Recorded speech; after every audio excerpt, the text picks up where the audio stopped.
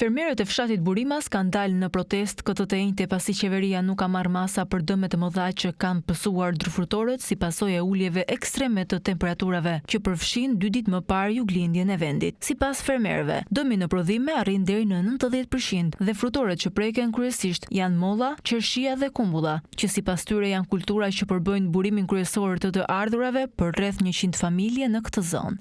Shetis kemi para asgjë tani. Çdo gjë që kemi bërë me 4 tona. Kjo është një goditje e madhe. Unë kam 5 hektar mollë, edhe 5 dylym kam kumbulla qershi. Dëmi në këtë mund të ketë arritur 90%, deri në 99%. Protestuesit i kanë bërë thirrje qeverisë që të ndërhyjë urgjentisht për të ofruar ndihmë në sigurimin e prodhimeve bujqësore në mënyrë që të shmangen humbje të tilla katastrofike në të ardhmen. Po ne nuk kemi garancitë se do kemi edhe për mos prodhim. Nga shteti dua që për dëmet që të më shkaktojë atmosfera apo çdo lloj gjë të marrë edhe unë një ndihmë që ta kapërzej. Pas protestës së fermerëve të Burimasit, ka reaguar Bashkia e Maliqit përmes specialistit të bujqësisë Aurel Zenunllari, duke nënvizuar se kompanitë e sigurimeve nuk marrin përsipër asnjë ndërhyrje, pasi risku nga temperaturat e ulta është shumë i madh.